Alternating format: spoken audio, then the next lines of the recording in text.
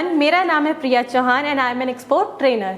इनकोटर्म segment में आपका स्वागत है। आज हम बात करेंगे व्हाट इज एफओबी। एफओबी क्या होता है, जिसे हम फ्री ऑन बोर्ड या फिर फ्लाइट ऑन बोर्ड भी कहते हैं। तो सबसे पहले मैं आपको बता दूं कि मैंने इनकोटर्म्स पे एक बहुत डिटेल वीडियो बनाई है, जिससे आप देख सकते हैं और ये जानकारी ले सकते हैं कि इनकोटर्म्स क्या होते हैं और उनको क्यों इस्तेमाल किया जाता है। तो शॉर्ट में मैं आपको बता दूं, इनकोटर्म्स एक तरह के कमर्शियल टर्म्स होते हैं, जिससे हमें पता चलता है कि बायर और सेलर्स में से कौन कितनी जिम्मेदारी लेगा। आइए बात करते हैं व्हाट इज एफओबी। इसमें आप और बायर अपनी अपनी जिम्मेदारियां बांट लेते हैं।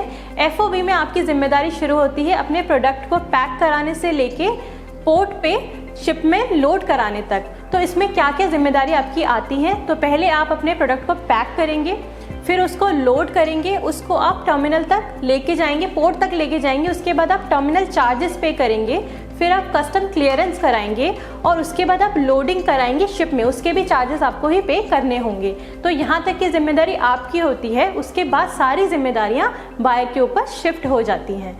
और ये टर्म सबसे ज़्यादा इस्तेमाल होने वाली टर्म है एक्सपोर्ट के प्रोसेस में, क्योंकि क्या होता है कि काफ़ी बायर्स को हमारी लोकल जगह की जानकारी नहीं होती, सीएचएस की जानकारी नहीं होती, ट्रांसपोर्ट की जानकारी नहीं होती और उनको लैंग्वेज इश्यूज़ भी होते हैं। तो इसलिए वो सेलर को यहाँ तक की जिम्मेदारी दे देते हैं और बाकी जिम्मेदारी शिप बुक कराने तक की वो खुद ले लेते हैं। तो चलिए बात करते हैं कि आपको इसमें कौन कौन से डॉक्यूमेंट्स लगेंगे।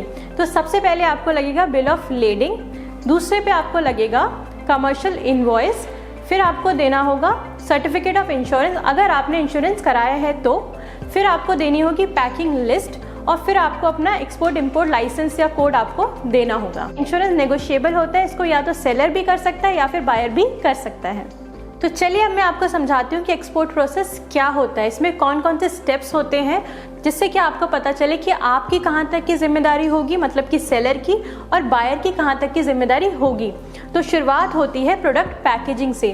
तो मतलब कि आपको ऑर्डर मिल गया है और अब आपने अपना प्रोडक्ट तैयार भी कर लिया है, तो आपके बायर ने आपको इंस्ट्रक्शन दी होंगी कि आपको कैसे इसको पैक करना है, बॉक्सेस में करना है या पीपी बैग्स में करना है, तो वो आप कर लेंगे। ये एक फर्स्ट स्टेप होता है। दूसरा होता है कि आपको लोडिंग करानी होती है। तो लोडिंग आप कंटेनर्स में कराते हैं, तो वो एक दूसरा स्टेप आता है कि लोडिंग आपको करानी होगी, उसके चार्जेस लगते हैं। तो अगला आता है डेस्टिनेशन टू पोर्ट और प्लेस।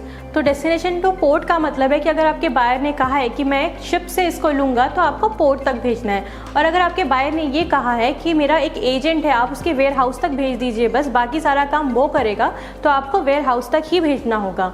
तो नेक्स्ट स्टेप आता है कि अगर आप पोर्ट पे भेज रहे हैं तो पोर्ट पे भेजने के बाद आपकी एक्सपोर्ट ड्यूटी लगेगी, टैक्सेस लगेंगे, कस्टम क्लियरेंस होगी, क्योंकि ये भी तो जानना होगा कि आप कोई रिस्ट्रिक्टेड प्रोडक्ट तो नहीं भेज रहे हैं। तो उसके बाद आता है टर्मिनल चार्जेस। आप पोर्ट पे लेके जाते हैं तो वहाँ पे टर्मिनल्स होते हैं, उनके भी चार्जेस होते हैं। उसके बाद स्टेप आता है लोडिंग ऑन कैरेज। आप किसी शिप में भेज रहे हैं तो उसमें लोड भी कराना होगा। उसके बाद स्टेप आता है कैरियर चार्जेस। तो अगर शिप है, शिप एक जगह से दूसरी जगह ले जाने के लिए चार्जेस भी लेते हैं, तो फिर वो वाले चार्जेस आते हैं। और उसके बाद इंश्योरेंस आता है। इंश्योरेंस नेगोशिएबल होता है। मान लीजिए कि अगर रास्ते में कोई तूफान आ गया, कोई भी मिसहैपनिंग हो गई, तो उसकी जिम्मेदारी कौन लेगा सामान की। तो उसके लिए इंश्योरेंस कराना बहुत ज़रूरी होता है और वो आप बात कर सकते हैं कि वो बायर करेगा या फिर आप करेंगे। तो अब आपका प्रोडक्ट आपकी डेस्टिनेशन तक पहुंच गया है, तो वहाँ पे भी टर्मिनल्स होते हैं, तो वहाँ पे डेस्टिनेशन टर्मिनल चार्जेस होंगे, वो कौन देगा। उसके बाद दूसरा स्टेप आता है डिलीवरी टू डेस्टिनेशन, कि जहाँ पे भी बायर ने मंगाया है वहाँ तक की डिलीवरी भी देखनी होगी। उसके बाद आता है अनलोडिंग एट डेस्टिनेशन, कि वहाँ पे डेस्टिनेशन तक पहुँच गया है जहाँ पे बायर ने मंगाया था, वहाँ पे अनलोडिंग कौन करेगा। और सबसे लास्ट में आता है आपकी इम्पोर्ट ड्यूटीज़, कि उसको कौन देखेगा। एफओबी में आप देखेंगे कि आपकी जिम्मेदारी लोडिंग ऑन कैरियज तक होती है, बाकी सारी जिम्मेदारी बायर की होती है। तो मैं उम्मीद करती हूँ कि आपको समझ आ गया होगा कि एफओबी आखिर क्या होता है और आपकी मतलब कि एक्सपोर्टर या सेलर की जिम्मेदारी कहाँ तक होती है और बायर की जिम्मेदारी कहाँ तक होती है। तो मैं उम्मीद करती हूँ आपको ये वीडियो बहुत अच्छा लगा होगा और बहुत सारी जानकारी मिली होगी।